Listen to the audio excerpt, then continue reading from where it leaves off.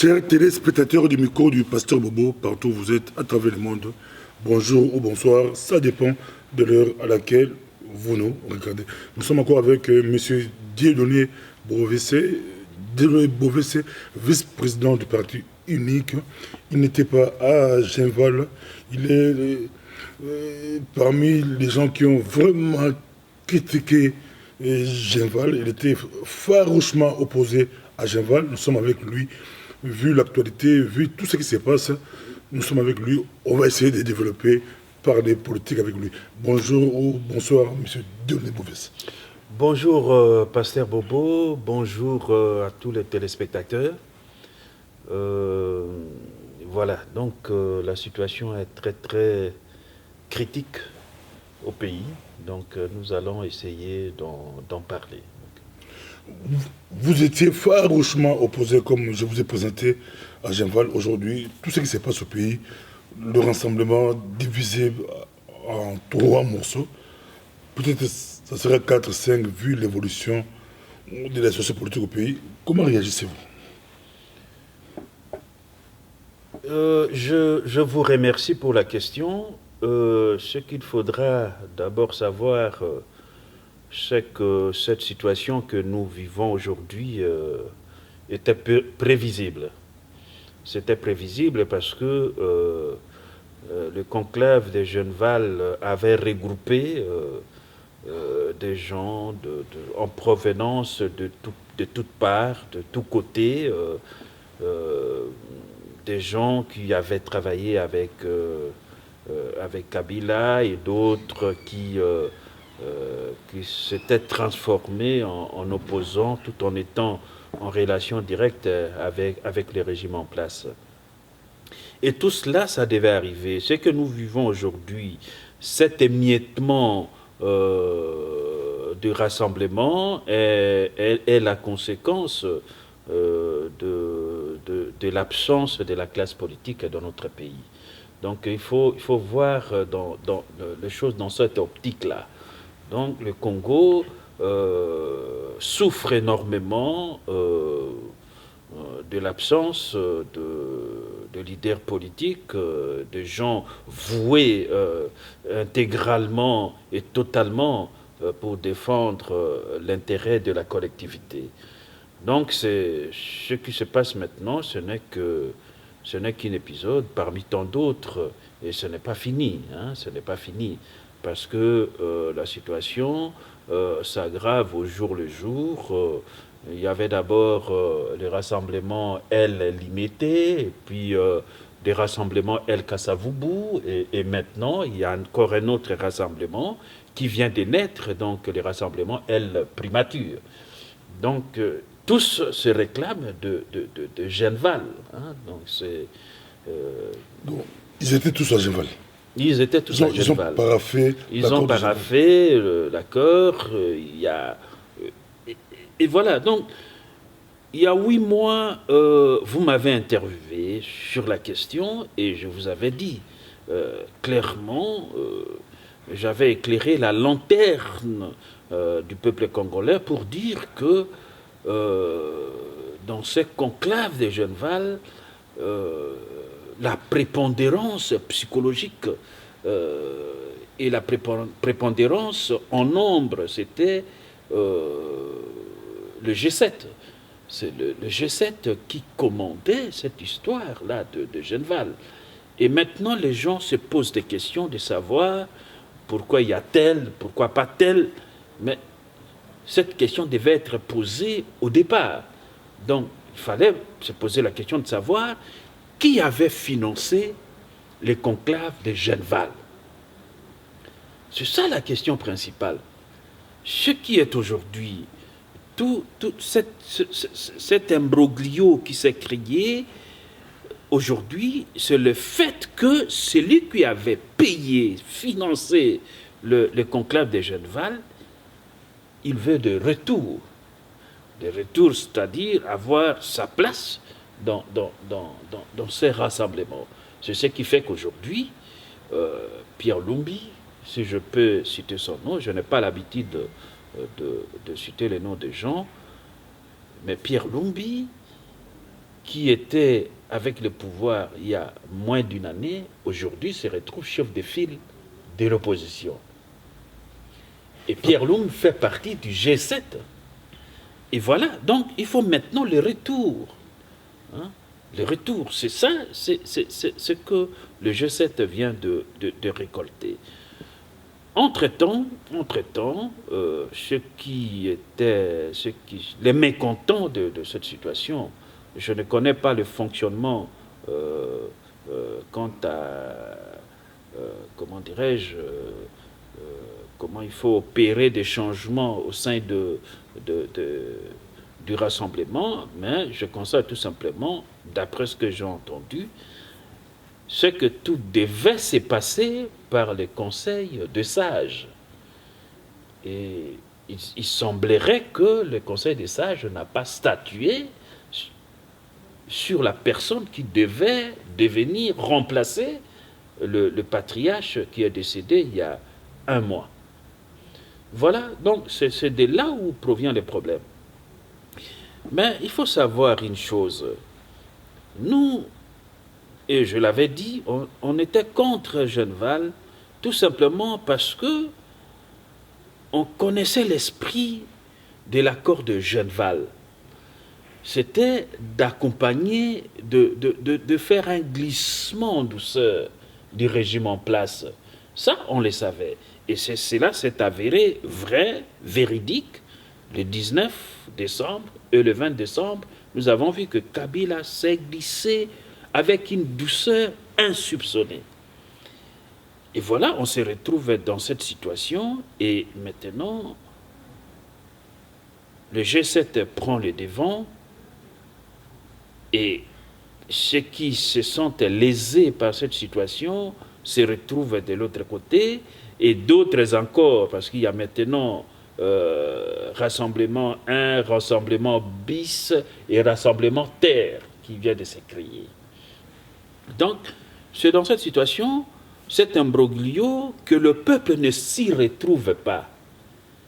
Le peuple n'est pas dedans, parce que le contrat entre les peuples et l'opposition s'était rompu le 20 décembre 2016. Parce que le rassemblement n'a pas porté haut les aspirations du peuple congolais qui voulait l'éradication du régime en place. Et les régimes en place, je m'explique là parce que c'est très important. Un système politique, c'est quoi? Un système politique, c'est un mode de gestion. Un mode de gestion, on s'est compris les régimes politiques, la structure économique et aussi la structure, l'organisation sociale. Et à partir du 20, le même système continue avec les gens qui sont venus de l'opposition, qui ont voulu effectivement glisser avec le pouvoir en place. Mais maintenant, le problème se pose au niveau de l'applicabilité de l'accord de Senko du 31 décembre 2016. C'est là où il y a le problème. Parce que lorsqu'on a un accord, cet accord était considéré comme une charte. C'est-à-dire que ça donnait l'esprit de ce qui adviendra. C'est-à-dire ce que nous allons appliquer après l'accord. Et ce qu'on devait appliquer après l'accord de Senko devait être régi par l'arrangement particulier. C'est comme quelqu'un qui veut construire une maison. Il y a des architectes. Et les architectes vont concevoir une maquette. Mais la maquette, même si elle est belle, personne ne va habiter dans la maquette. Il faut maintenant passer à l'étape de la construction proprement dite. Et dans la construction, il y a différents corps de métiers qu'il faut coordonner. Il y a des plombiers, il y a des maçons, il y a des plafonneurs, il y a des électriciens, il y a aussi des jardiniers là-dedans. Il faut coordonner tout ça. Et pour coordonner, il faut relier, il faut faire fonctionner la machine. Et c'est exactement dans un style imagé de ce que nous avons vécu avec l'accord des Synco et l'arrangement particulier. L'arrangement particulier, c'est quoi? L'arrangement particulier, c'est un ensemble fonctionnel de l'État pendant la transition. C'est-à-dire qu'à partir de l'accord particulier, les structures vont s'agencer, il faut un agencement, il faut la répartition des tâches, et il faut une sorte il faut essayer de mener une bonne corrélation entre les institutions à mandat électif qui sont maintenues, donc le Parlement et l'institution président de la République. C'est là aussi. Mais, dans le mauvais, on va vous laisser la parole. Peut-être, on va y arriver. Mais le problème maintenant, c'est d'abord l'implosion du rassemblement. Vous expliquez l'esprit de Genval, pourquoi vous avez combattu Genval. On va y arriver parce que maintenant, il y a une crise grave entre les partis qui devraient négocier l'accord particulier que vous expliquez maintenant. Maintenant, l'accord particulier est presque mis au frigo. Il y a des dissensions internes. Le camp Kabila les regarde de loin. La Synco ne sait pas où mettre ses pieds. Qui a financé Genval pour qu'on puisse arriver à ces... Si on comprend qui a financé Genval, peut-être on pourra comprendre la crise actuelle. Selon vous, qui a financé Genval? 8 mois après, 1 an après, avez-vous des éléments de... Vous savez très bien que c'est clair, hein, c'est clair. Même KTB, il a dit. Hein, il est un des architectes de cette histoire-là. Et nous savons aussi que Moïse Katumbi fait partie de gens qui ont financé Genval. C'est ce que j'ai dit. J'ai dit, maintenant, il attend au retour, hein, les retombées de Genval. Donc, je paye en retour. C'est lui qui paye et le patron. Voilà. Et c'est ce qui fait que, aujourd'hui, le chef de file de l'opposition, donc le président du Conseil des sages, c'est Pierre Lumbi. Et Pierre Lumbi fait partie de G7. Donc on a imposé Pierre Lumbi. Il est imposé. Je déplore tout simplement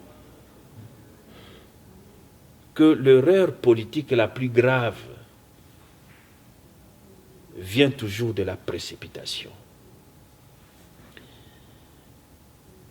Le problème de la restructuration de leur ensemble, je n'entre pas dedans parce que ça ne reflète pas ce que le peuple attendait de la classe politique congolaise. Le contrat a été rompu depuis le 19. Et le peuple a médusé. Qu'est-ce qui va-t-il se passer? Vous expliquez, les personnes qui ont financé Genval, c'est eux maintenant qui revendiquent des choses parce que quand on paye... C'est tout à fait normal. Mais l'opposition ne savait pas qu'en prenant l'argent, quand celui qui finance en Europe, ici en Europe, on voit au contrôle le financement des partis politiques, que ce soit aux États-Unis ou en Afrique. Mais pourquoi les politiciens congolais ne savaient pas que le financement des partis politiques pose toujours problème si ce n'est pas bien quadrillé, bien contrôlé? Oui, c'est-à-dire le problème, c'est quoi? Le problème, c'est que ce financement ne vient pas de l'interne, c'est-à-dire ça ne vient pas du Congo. Ce financement, c'est de l'argent qui vient de l'extérieur, à mon avis. Et jusqu'aujourd'hui, en ce qui concerne le parti politique, je ne pense pas qu'il y a un contrôle strict et rigoureux en ce qui concerne les recettes ou l'argent ou les subsides que peuvent recevoir de partis politiques. Je vais tout simplement dire ceci. Au Congo, en ce qui concerne en matière de partis politiques, il y a toujours un individu qui émerge et qui devient comme le patron de cette structure-là, d'un parti politique. C'est lui qui finance et il devient en quelque sorte en même temps le financier, en même temps l'acteur principal de la dite structure. Les gens savaient, peut-être ils le savaient, parce que ce n'est pas innocent. Hein. Lorsqu'on vous invite, on loue un salle comme ça, et puis il y a des frais occasionnés par cette messe. Hein. Donc, il faudrait savoir qui a financé hein, cette histoire-là. Mais maintenant, il ne sert à rien de revenir sur ça en ce moment précis, parce que Pierre Lumbi est déjà président du Conseil des sages. Donc le retour est fait. Ce que je déplore tout simplement, que cette restructuration ne devait pas se faire aujourd'hui. On est dans la précipitation. Parce que d'un côté, la majorité présidentielle, qui était devenue humaniste à un moment donné pour dire que voilà, comme il y a le décès du patriarche Étienne Tshisekedi, nous suspendons les négociations jusqu'à l'enterrement. On va vous laisser continuer. Ouais. Il y a des questions, des petites questions, parce que bien qu'on ne serait pas très long, il y a des petites questions qui arrivent. Et si Kabila lui-même avait financé Genval, il y a eu des voix qui se sont levées avant, mais aujourd'hui, les Congolais ont droit de se poser des questions. Vous dites si bien, un groupe de personnes de l'extérieur finance les hommes politiques, les partis politiques congolais qui devraient travailler au Congo et que les pouvoirs en place laissent jouer, c'est un peu flou. Si c'est lui-même Kabila qui avait financé, on voit aujourd'hui Katebe Katoto qui débarque à Kin sans problème, il prend un jet privé, il débarque à Kin sans problème, protégé par Kabila, il provoque des divisions directement sans problème. Si Kabila lui-même avait financé, c'est une hypothèse à... Oui, moi je ne peux pas parler de cela parce que je n'ai pas des éléments hein, pour expliquer l'implication de Kabila dans ce qui s'était passé dans les conclaves de Genval. Mais je vais tout simplement dire ceci. L'arrivée de KTB à Kinshasa relève de la volonté de la personne elle-même. Et je vais tout simplement dire que les ambitions sont légitimes. Les ambitions sont légitimes.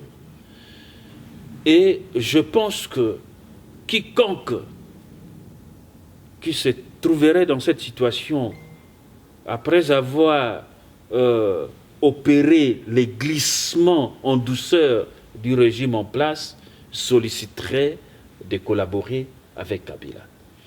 En ce moment-là, je dirais qui est le traître et qui ne l'est pas. Parce qu'en ce moment-ci, tout le monde veut collaborer, tout le monde veut travailler avec Kabila.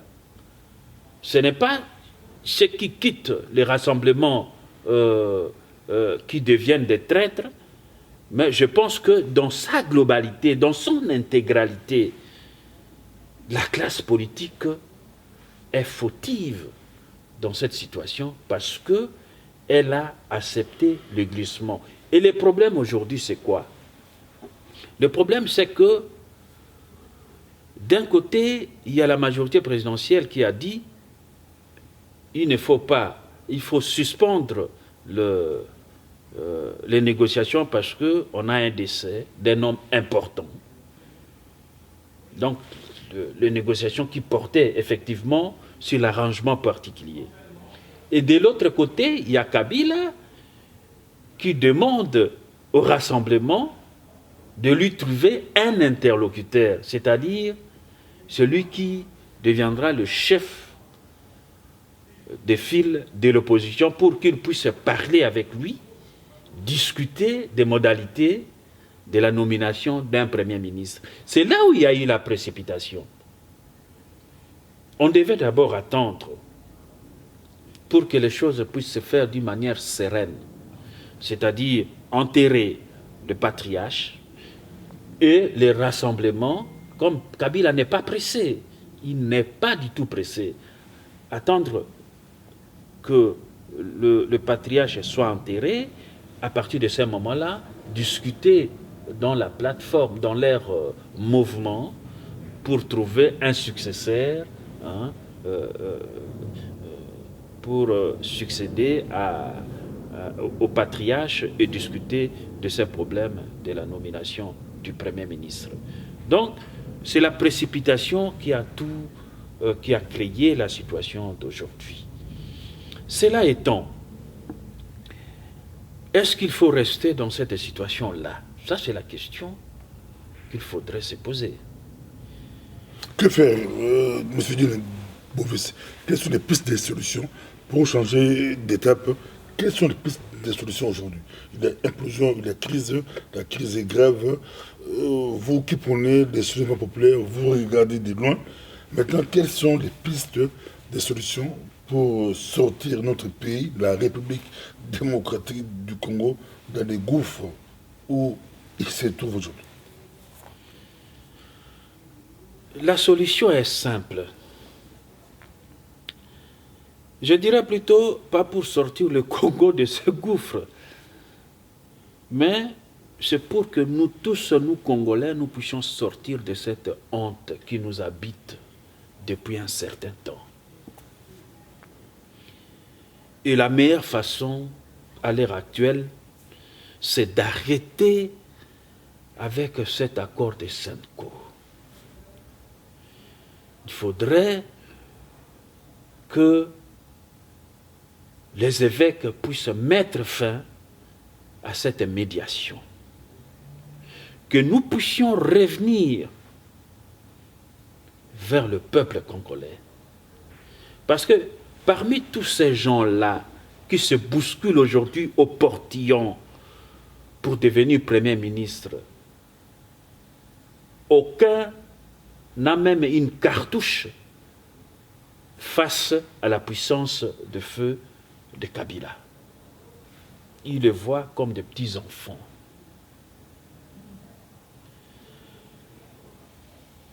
La seule force que Kabila a peur dans tout ce qu'il fait, la seule force qui peut lui tenir tête, c'est la masse populaire. Donc il faut revenir vers le peuple, renoncer à cet accord, essayer de remobiliser le peuple pour qu'ensemble, cette fois-ci, nous puissions mettre fin à ce système qui nous animalise tous. Que ce soit du côté de nous autres qui étaient contre ces accords, que ce soit du côté de ceux qui ont favorisé ces glissements en douceur, personne n'est gagnante dans cette histoire. Personne n'est gagnante. Pour terminer, on prend l'affaire Némo Dassemi. La dernière émission qu'on a fait avec vous, c'était, vous avez parlé vraiment de Némo Dassemi. Il y a eu beaucoup de réactions. Beaucoup ne vous ont pas compris comment vous fustigez Némo Dassemi. Aujourd'hui, il est arrêté. La police dit officiellement qu'il y a eu 4 morts, dont un policier. Votre réaction par rapport à tout ce qui s'est passé, l'arrestation de Némo Dassemi, il est en prison. Il a résisté pendant quelques jours, mais finalement arrêté. Votre réaction par rapport à tout ça? Je n'avais pas vraiment fustigé moi Dassemi. J'avais donné ma position de principe. Et ma position de principe, c'était par rapport au discours de Moine Nsemi.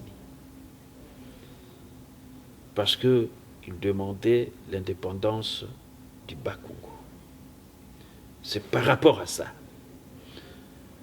Mais à part cet élément sécessionniste que j'avais personnellement, que j'étais contre, il y a un autre aspect, c'est l'aspect que Moana Nsemi se met contre les pouvoirs en place. C'est de ces côtés-là que nous pouvons faire la jonction. C'est-à-dire profiter de cet élément déclencheur pour essayer de mobiliser les gens pour attaquer le système en place. Mais aujourd'hui, Moana Nsemi est arrêté. Il est arrêté parce que son message n'était pas bien passé. Si le message était bien passé, s'il avait renoncé à son esprit sécessionniste et qu'il appelait les Congolais à s'élever comme un seul homme face au régime en place, je ne vois pas comment je pourrais être contre.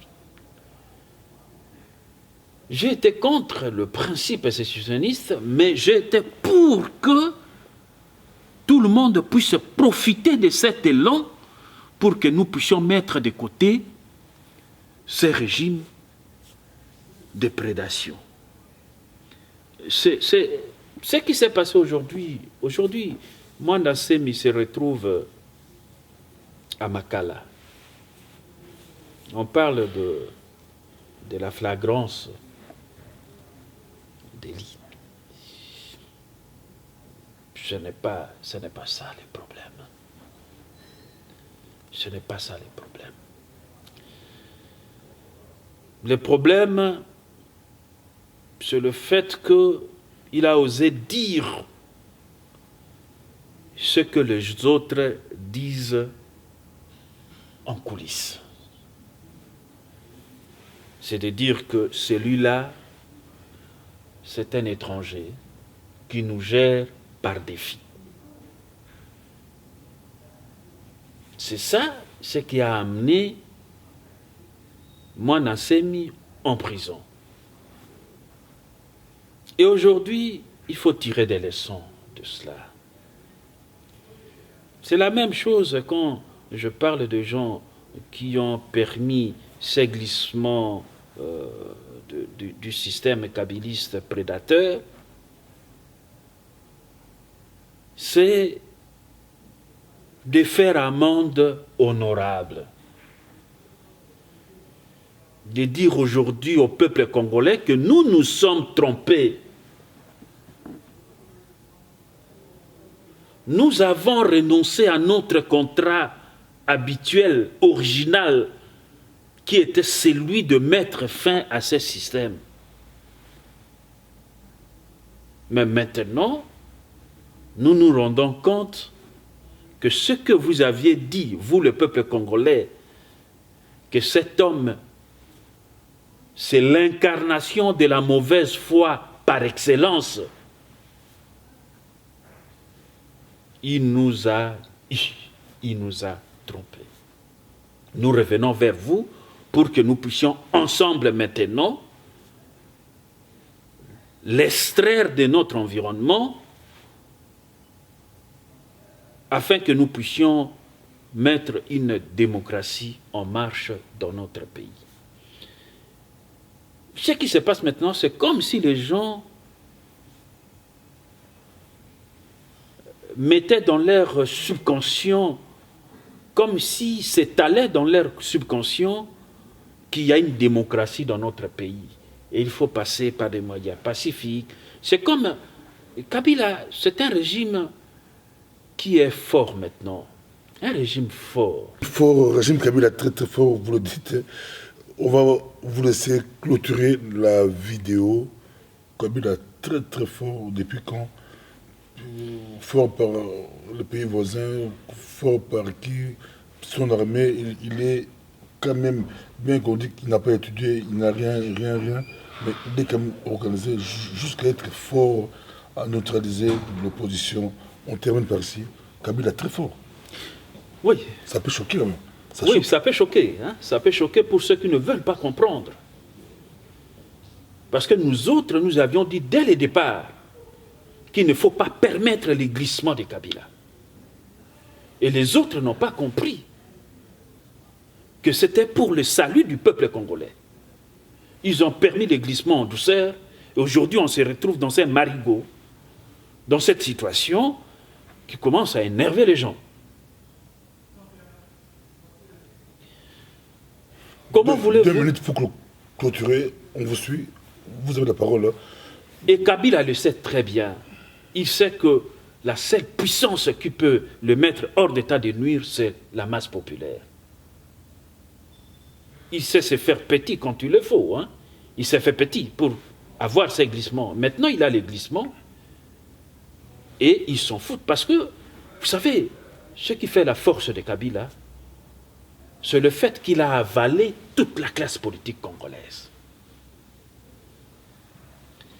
Il a avalé toute la classe politique congolaise et la digère à sa manière. Il n'est pas pressé, il prend son temps parce qu'il sait, il connaît leurs limites. Ce sont ses créatures. Et personne parmi ces gens-là ne peut le bousculer. Il le sait. La seule force qui peut le bousculer, c'est seulement le peuple congolais. Et le peuple congolais a été tétanisé par le comportement de sa classe politique. Voilà la situation dans laquelle on se retrouve aujourd'hui.